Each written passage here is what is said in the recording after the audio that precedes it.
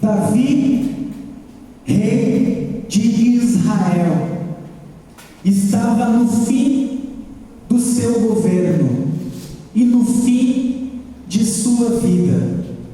Davi nasceu no ano 1040 antes de Cristo e morreu no ano 970 antes de Cristo. Ele viveu 70 anos e reinou por 40 anos, sendo que 7 anos a partir da região de Hebrom e 33 em Jerusalém, que foi conquistada por ele. Chamava-se Jerubaal. Quando Davi estava bem idoso, a Bíblia diz que as suas roupas e cobertas já não eram suficientes para aquecê-lo no frio das madrugadas. Então os seus servos procuraram, dentre as virgens que habitavam em Israel, uma que se destacasse em beleza, e encontraram uma jovem chamada Abisaque, a sunamita. Abisaque significa perfeita, dona de uma sensualidade que não passa desapercebida. Então, os servos do rei Davi trouxeram a jovem Abisaque, a sunamita, a Jerusalém, e ela passou a ser concubina e cuidar do rei Davi. Ela dormia abraçada ao peito do rei, mas a Bíblia diz que eles jamais tiveram relação. Deus, por intermédio do profeta Natã, já havia revelado que o seu desejo era que Salomão, filho de Davi, sucedesse Davi no trono e fosse rei sobre Israel, porque a Bíblia diz que é Deus quem levanta e é Deus quem abate, e Deus escolheu Salomão, filho de Davi, com Batseba, para suceder Davi. Porém, o quarto filho de Davi, com uma mulher chamada Agite, deu um golpe de estado em Davi, porque Davi, embora velho, ainda era o rei em exercício, e também deu um golpe no seu irmão mais novo, Absalão, aliás, Salomão, que era o sucessor por direito do trono. Adonias foi a Joabe, que havia sido comandante do exército de Israel nos dias do rei Davi. Era um homem que tinha o respeito de toda a nação de Israel, porque ele ajudou a conquistar a cidade de Jerusalém. Ele conquistou inúmeras vitórias, então as pessoas o olhavam com respeito. Então Adonias consegue o apoio do general Joabe e também de um sacerdote chamado Abiatar, o único sacerdote que escapou vivo das mãos de Saul. Saul estava tomado por um espírito maligno e por inveja de Davi, ele perseguiu Davi por todo Israel, e ele passou pela casa dos sacerdotes e soube que Davi havia passado por ali, e os sacerdotes do Senhor deram abrigo a Davi e o despediram com alimento. E Saul viu aquilo como uma traição e matou todos os sacerdotes, escapando apenas daquela casa Abiatar. E agora Abiatar e Joabe se unem a Adonias. Eles conseguem 50 homens, cavalos e carroças, e se dirigem a um local na zona sueste de Jerusalém. Era a divisa entre duas tribos de Israel, entre as tribos de Judá e Benjamim. Ali havia uma grande pedra, aonde eram feitos sacrifícios. Aquela pedra era chamada de Zoelete, ou a pedra da serpente. Ali Adonias sacrificou muitos animais, vacas, ovelhas, cabritos, para que o povo visse o seu sacrifício e pensasse: Deus é com Adonias, Deus está nesse negócio. Mas Deus falou através do profeta, do sacerdote Samuel, que ele não se agrada de sacrifícios na desobediência. Deus se agrada mais da nossa obediência. O obedecer é melhor do que o sacrificar. Vamos dizer juntos: obedecer a Deus. Obedecer a Deus é melhor do que sacrificar.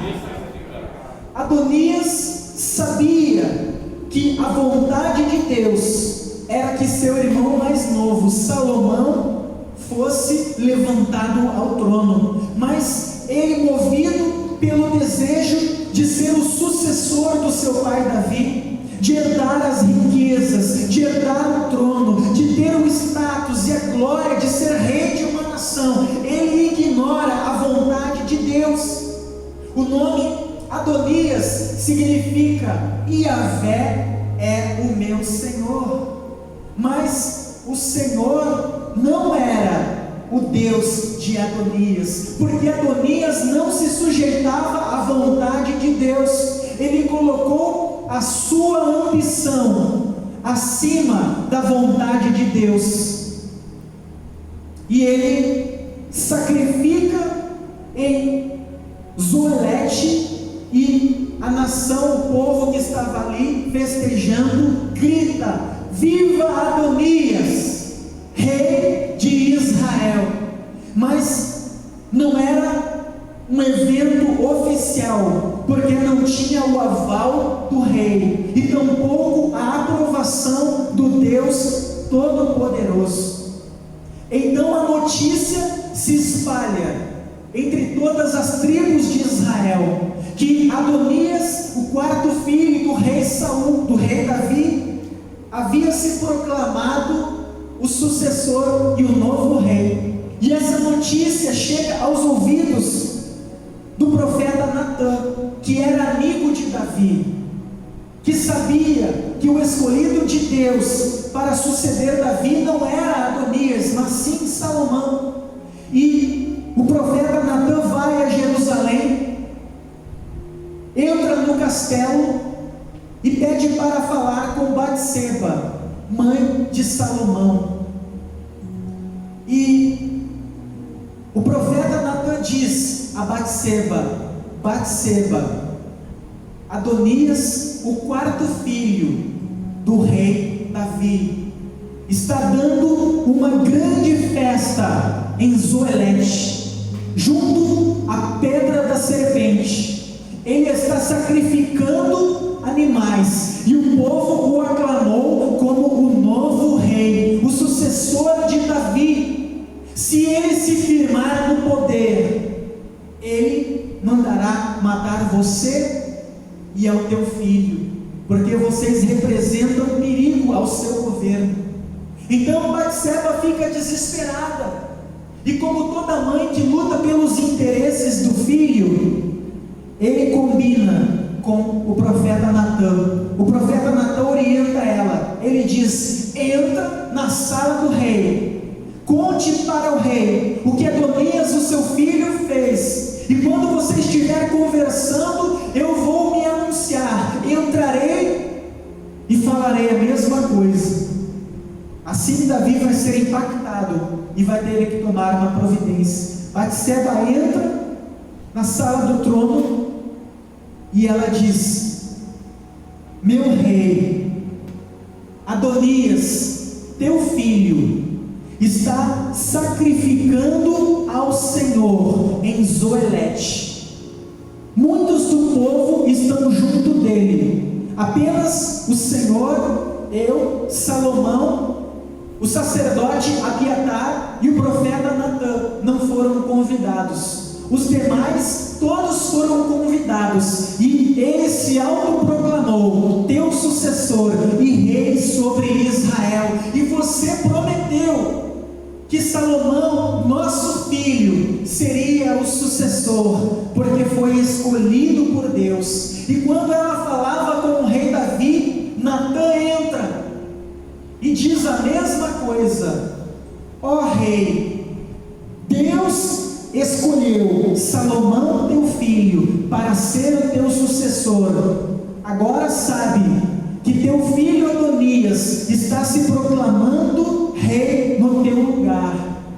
E Davi, sem perder tempo, manda pegarem a sua mula, manda colocar Salomão montado nela, e pede para o sacerdote Zadok, que não havia se rebelado contra o rei Davi, e o profeta Natã se dirigirem a um local chamado Giom, e diante de todo o povo, com o aval do rei e a bênção do Deus Todo-Poderoso, em Giom, Salomão é ungido e proclamado rei de Israel e sucessor do rei Davi.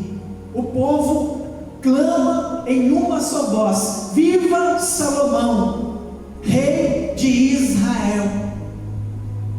E isso se espalha rapidamente, acabando com a festa de Adonias. Adonias, quando sabe que Davi levanta Salomão como rei, percebe que o seu plano, o seu golpe deu errado.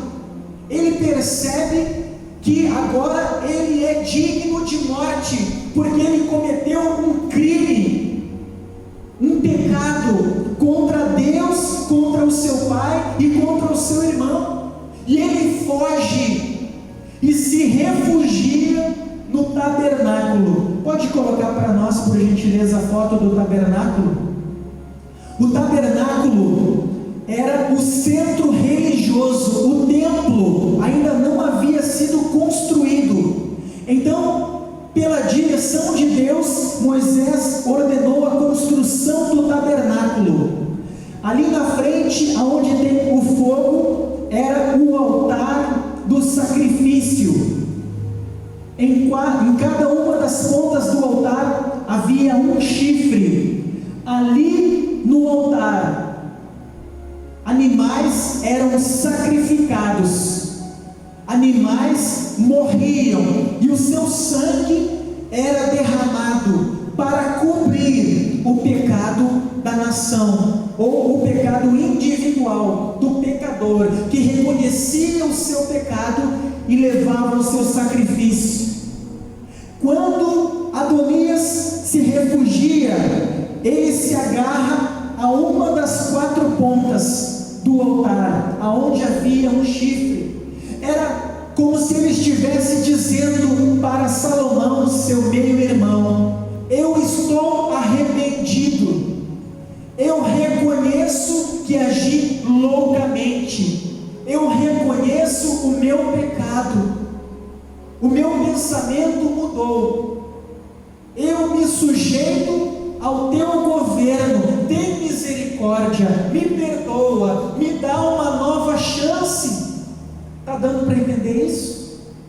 Ele era passivo de morte, o pecado dele o tornava digno de morte, a lei o condenaria à morte, mas ele se refugia no altar e pede por misericórdia. E o altar é lugar de perdão. O altar é o lugar mais sagrado da terra. Não é a Casa Branca, não é a esplanada dos ministérios. O lugar mais santo, mais sagrado é o altar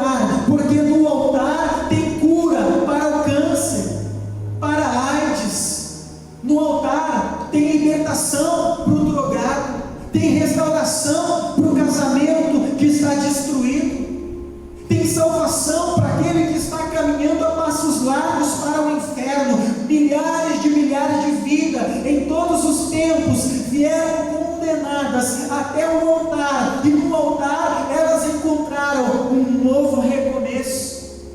Amém, igreja? Então, Adonias, ele se refugia no altar, e os servos de Salomão contam a Salomão, dizendo: ó rei, teu irmão Adonias está agarrado a um dos 4 chifres do altar e pede por tua misericórdia. Então Salomão diz: digam para ele sair de lá, pois se de fato ele se arrepende, se o arrependimento dele é sincero, nenhum só fio de cabelo de sua cabeça cairá no chão, nenhum mal será feito contra ele. Porém, se ele estiver sendo falso, se ele não estiver sendo verdadeiro, o altar irá revelar e certamente ele morrerá. O altar reconhece o verdadeiro e o falso. Amém? As pessoas podem enganar a si mesmo e aos homens, mas o altar ninguém engana. Então Adonias sai do altar e ele se apresenta ao rei e diz: ó rei, eu reconheço o meu pecado, me perdoa. E o rei diz: você está perdoado, mas o perdão é condicional. Você precisa viver uma vida que expresse o teu arrependimento verdadeiro. Se você demonstrar através das tuas atitudes, das tuas palavras, do teu viver, que o teu arrependimento não foi verdadeiro, você morrerá. Agora vai para a tua casa. E ele sai da presença do rei perdoado para viver uma nova vida. Mas passado alguns dias, ele vai a Jerusalém e pede para falar com Batseba, a mãe do rei em exercício, Salomão. Quem está entendendo até aqui? E ele pede para falar com Batseba. Batseba o recebe e ele diz: eu venho em paz. E Batseba lhe diz: diga, em que eu posso te ajudar? E Adonias diz: eu deveria ter assumido o trono. Os olhos do povo estavam sobre mim, mas pela vontade de Deus, meu irmão Salomão assumiu o trono e herdou tudo o que pertencia ao meu pai, o rei. A mim não restou nada, mas eu aceito a vontade de Deus. Olha ele se vitimizando. Agora uma coisa só eu te peço. Batseba diz: diga, intercede a Salomão em meu favor. Diga para ele me dar a mão de Abisag em casamento. Eu quero Abisag. Quem lembra de Abisag? Ela tinha sido escolhida como a virgem bela que iria servir o rei Davi, e que agora, pela lei, ela só poderia servir uma pessoa, Salomão. E quando ele pede, Batseba entra na sala do trono. Davi pede para trazerem um trono e colocarem à direita do seu trono, e diz: minha mãe, o que eu posso fazer pela senhora? E ela diz: eu te peço uma só coisa, e por favor não me negue. E Salomão diz: diga, peço que você conceda a Adonias, teu irmão, a Abisag por esposa. Quando Salomão ouve o pedido de Batseba, ele entende que Batseba estava sendo persuadida por Adonias, e isso revela a Salomão que toda aquela atitude de Adonias, de se refugiar no altar, de chorar chorar no altar, de se mostrar arrependido, de dizer: agora eu sou uma nova pessoa, agora eu tenho um novo pensamento, agora eu vou ser diferente. Tudo aquilo não foi sincero, não foi verdadeiro, foi apenas para conquistar um benefício momentâneo, foi apenas para fugir do juízo, porque ele sabia que estava errado. E o altar revelou a Salomão, e ele fica furioso. Ele então diz: por que você não me pede logo que eu dê o trono a ele? Com certeza foi ele que te persuadiu a me pedir para liberar Absaque a ele. Tão certo como vive a minha alma na presença de Deus, hoje Adonias morrerá. E ele chama Benaia, comandante do exército de Israel, e ordena que Benaia fira Adonias, execute o juízo. Então Benaia sai, arremete contra Adonias, e Adonias morre. Muitas pessoas estavam nas trevas deste mundo. Romanos diz que nós éramos inimigos de Deus, quebramos toda a lei de Deus, éramos passivos de condenação eterna. Mas Deus provou o seu amor para conosco, tendo enviado o seu Filho Jesus para morrer por nós. E nós ouvimos a palavra, e nós encontramos em Jesus o perdão, uma nova vida. Então, as pessoas vêm à igreja, e elas colocam a sua vida no altar, elas dizem: Jesus, eu te entrego a minha vida, como Adonias significa Yahvé é o meu Senhor. Elas dizem: Jesus, a partir de agora o Senhor é o meu Senhor, me perdoa, abençoa a minha vida, me cura, abre a porta do emprego, restaura a minha família. E no altar elas têm a misericórdia, no altar elas têm o perdão, no altar elas têm a oportunidade de recomeçar, porque o mundo condena, mas no altar há redenção. Só que nós precisamos viver como João Batista disse aos religiosos que foram até o Rio Jordão para ser batizado por ele. João Batista se vira e diz para os religiosos, porque conhecia os seus corações, raça de víboras, o que vos faz pensar que escaparão da ira vindoura? Produzam frutos dignos de arrependimento. Ou seja, não basta vocês virem aqui, dizerem que entregaram as suas vidas a Deus, na prática do pecado, de desobediência, sendo vocês mesmos o Senhor. Porque vocês não escaparão da ira vindoura. O altar vai revelar a mentira. E muitas pessoas acabam com o tempo e com as provas da fé, porque o tempo, ele prova quem de fato e de verdade foi sincero ao entregar a vida no altar do Senhor. Quantas pessoas você conhece que outrora estavam aqui, levantando as mãos e dizendo: Senhor, Tu és o meu Deus e meu Rei. E o tempo passou, ou elas receberam uma bênção, aquilo que elas queriam, ou porque não receberam, elas se afastaram e vivem uma vida não em obediência à palavra de Deus, mas elas vivem segundo os desejos do próprio coração. E quem você obedece é o teu Senhor.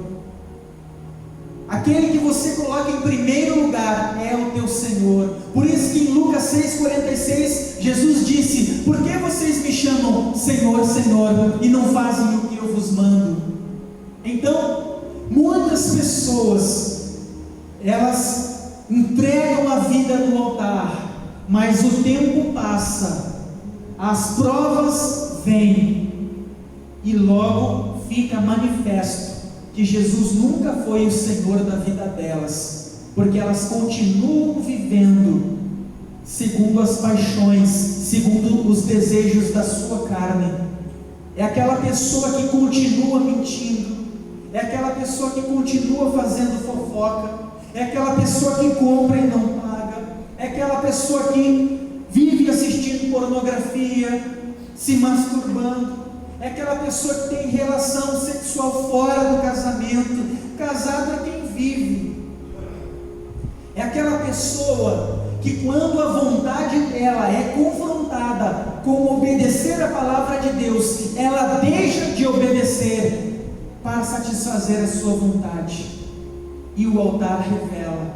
Por isso que Jesus disse lá em Mateus capítulo 7, naquele dia muitos me dirão: Senhor, Senhor, em teu nome eu curei enfermos, em teu nome eu expulsei demônios, em teu nome eu operei milagres. Ou seja, Senhor, eu sou o teu povo, eu sou igreja, eu vivia nos cultos, eu participava da ceia, eu dava oferta e dízimo, eu levantava as mãos quando a igreja adorava, eu orava, eu fazia e acontecia. Mas Jesus vai dizer explicitamente: eu nunca vos conheci, vocês praticaram a iniquidade, porque a entrega não foi verdadeira. E ficou comprovado para Salomão que a entrega do seu irmão, o arrependimento dele não era verdadeiro. Para concluir, quando Jesus estava enfrentando o martírio, Pedro o negou por 3 vezes e chorou amargamente, arrependido. E prova de que Pedro se arrependeu e não apenas sentiu um remorso, é que ele não apenas chorou, porque Adonias chorou. Quanta pessoa vem na igreja e chora: ah, Senhor, tu és o meu Senhor, mas lá fora ela está servindo a si mesma e não a Deus. Pedro chorou, mas ele mostrou para Deus que o seu arrependimento era verdadeiro, porque ele reconheceu que pecou e mudou de vida, mudou de atitude. A partir de então, ele passou a buscar a Deus, foi cheio do Espírito Santo e viveu toda a sua vida servindo a Deus. Ao passo que Judas Iscariotes chorou, devolveu as moedas que recebeu por ter entregue Jesus, mas só que ele sentiu apenas um remorso. Então há uma diferença da pessoa que ela sente remorso, há uma diferença da pessoa que reconhece: poxa, eu vou na igreja, eu sei que Deus quer que eu viva em santidade, mas eu continuo fumando, eu continuo indo no baile do pagode, eu continuo beijando a boca de uma e do outro, eu continuo assistindo pornografia, falando mentira, compro, não pago, eu continuo olhando, cobiçando. Isso é remorso. O remorso, ele traz tristeza. A pessoa se decepciona consigo mesmo, porque ela não consegue mudar, mas ela não abandona o pecado, ela não muda de atitude. Já quando a pessoa se arrepende, quando ela arrepende, ela recebe o perdão. Ela não apenas fica triste, porque o Espírito Santo a convence do seu pecado e a faz ficar triste, mas ela não apenas fica triste, ela abandona o pecado, ela abandona a prática que a afasta de Deus. Foi o que Pedro fez. Então, na igreja tem muita gente que sente remorso, que diz que entregou a vida para Jesus, mas nunca nasceu de novo, e está caminhando a passos largos para a perdição, e se morrer de AVC, de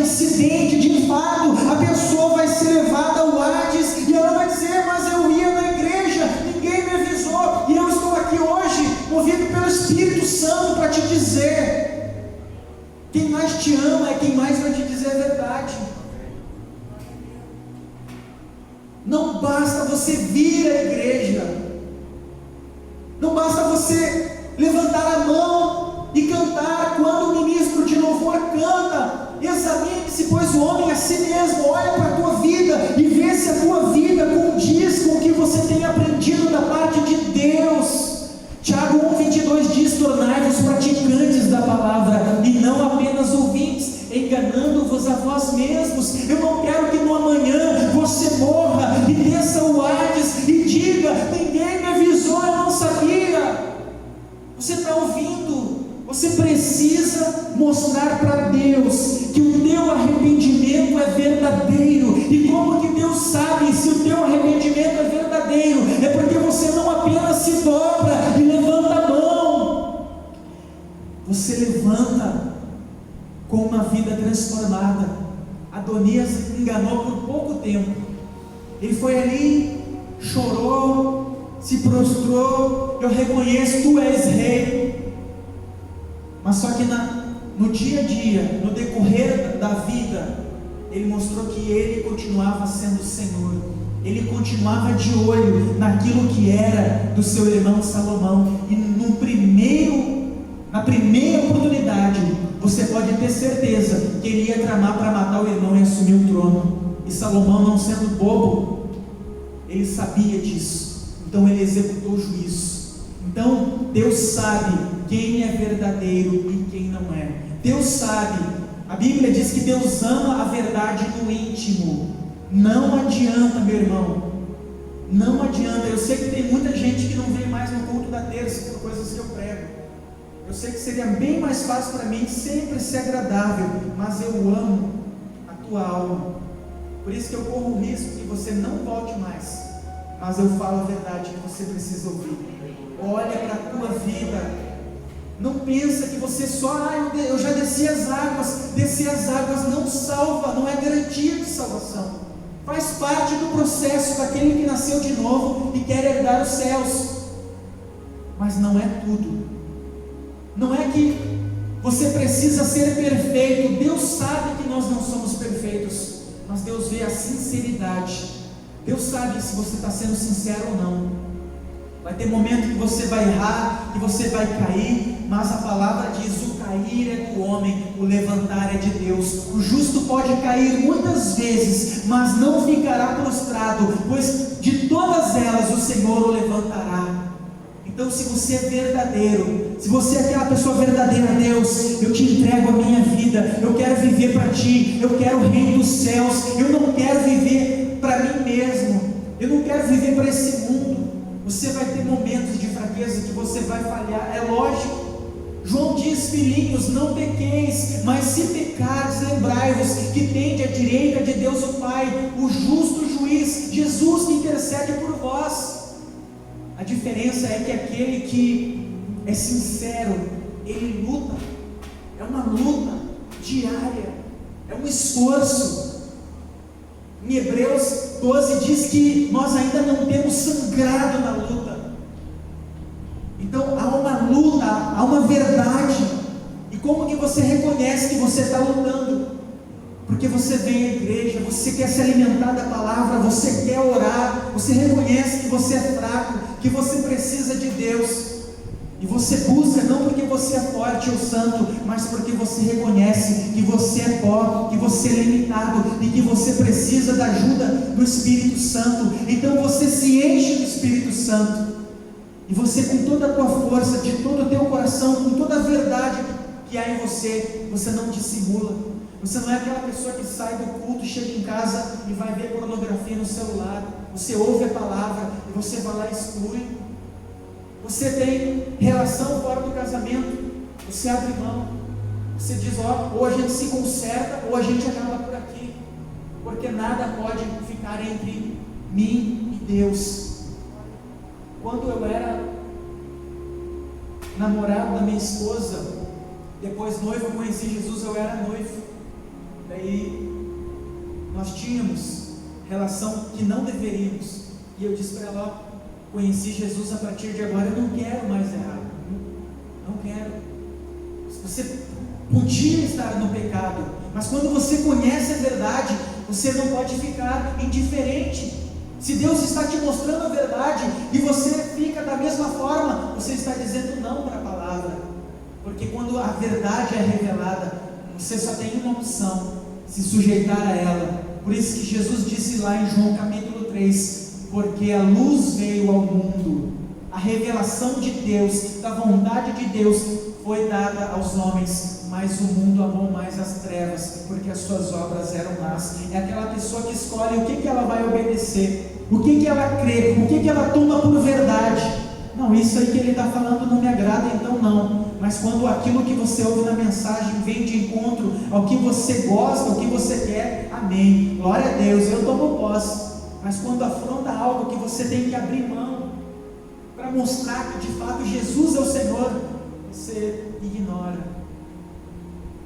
E lá no dia do Senhor vai ficar comprovado, e o juízo vai vir, como veio para Adonias. Adonias não foi verdadeiro na sua entrega no altar.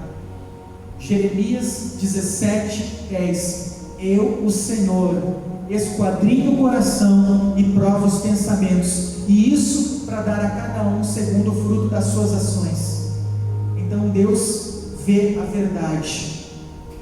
Jesus disse para aquela mulher no poço de Jacó: vem a hora, e já chegou, em que os verdadeiros adoradores adorarão ao Pai em espírito e em verdade. Jeremias diz: buscar-me-eis e me achareis, quando me buscardes de todo o coração.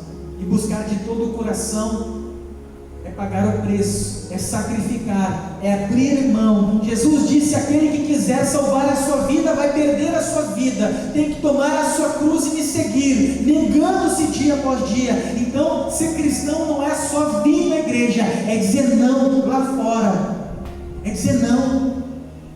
Muitas vezes eu digo para o Espírito Santo: Senhor, eu não aguento mais, porque todo dia minha vida é uma luta. Desde que eu acordo, são lutas do pensamento, são lutas do olhar, são lutas da palavra, e às vezes eu falho, mas no passo seguinte eu digo: Senhor, me perdoa, eu me irritei, eu olhei de forma errada, eu falei o que eu não devia, me perdoa.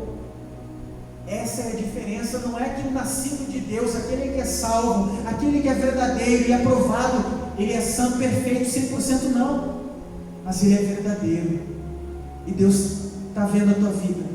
Deus sabe se você é verdadeiro, e se você não tem sido verdadeiro, e pelo espelho da palavra você está olhando e agora você está vendo: não, realmente eu tenho sido religioso, porque quando a palavra vem de encontro ao que eu quero, eu sou cristão, mas quando a palavra me confronta e me mostra algo que eu preciso mudar, que está errado, eu finjo que não vejo. Se conserte. A mensagem de Jesus não foi: me sigam e vocês vão prosperar, me sigam, vocês vão ter boa casa, bom carro, vocês vão ser prósperos na terra. A prosperidade é consequência de uma vida de intimidade e obediência a Deus, mas a mensagem de Jesus foi uma: arrependam-se.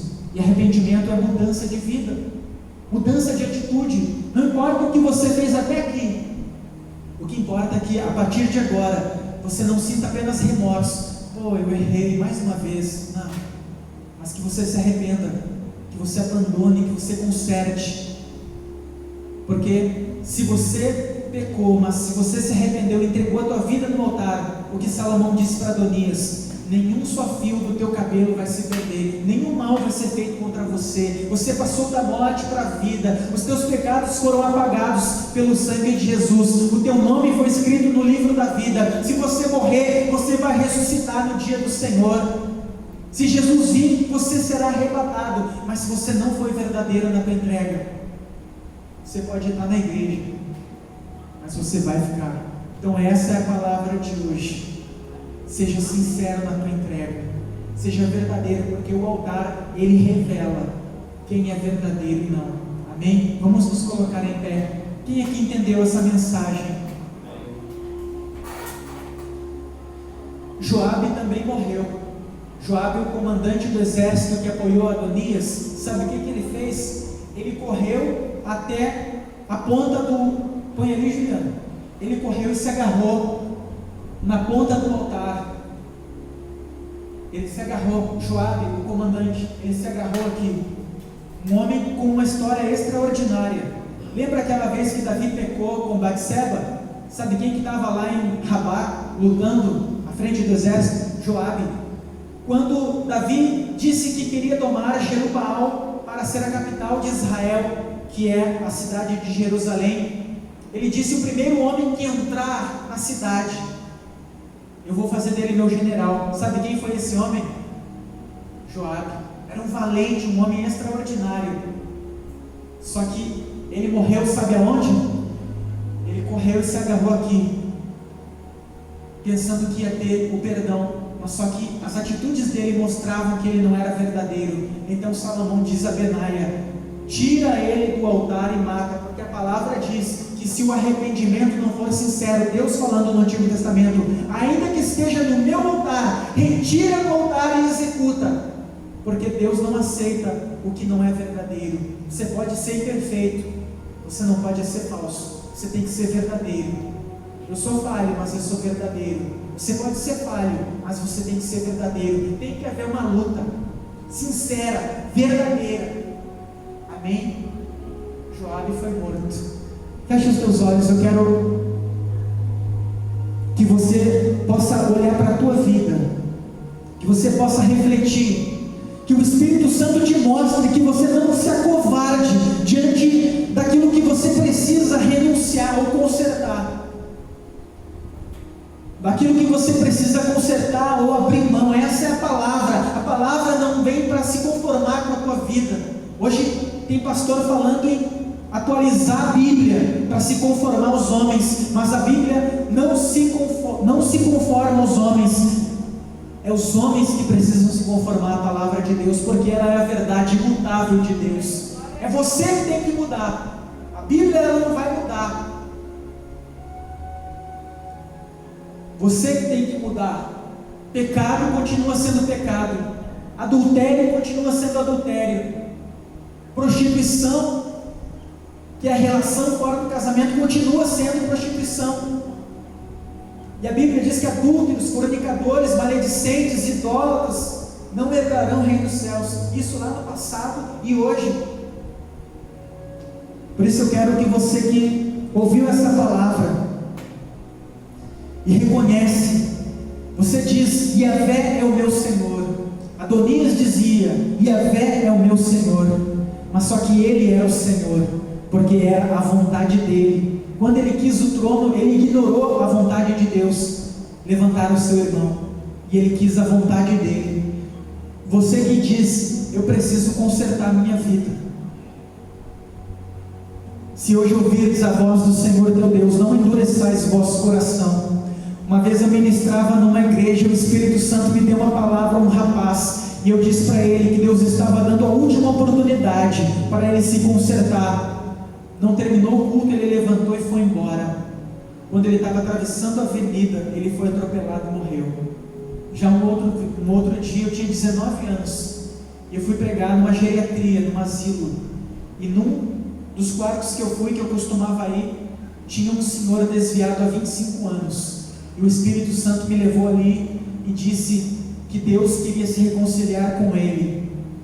Eu preguei para ele, ele se arrependeu, se reconciliou com Jesus, e eu fui embora. No outro dia eu voltei para conversar com ele, e a dona do asilo falou que naquela mesma noite, depois que eu saí, ele morreu. Então, talvez seja uma das últimas, ou quem sabe a última oportunidade que Deus esteja te dando. Conserte a tua vida. Eu quero fazer uma oração de conserto com você. Mais preocupado do que você me achar legal, agradável, eu quero te ver no céu. Eu quero te ver no céu. Maravilhoso Deus, em nome do Senhor Jesus, nós estamos na tua presença, em espírito e em verdade. O Senhor esquadrinha o nosso coração, o Senhor prova os nossos pensamentos. O Senhor sabe que nós somos pó, nós somos humanos, somos imperfeitos, somos falhos. Ó Deus, como nós pecamos todo dia. Mas, meu Pai, o Senhor olha para aquele que é verdadeiro, sincero, para aquele que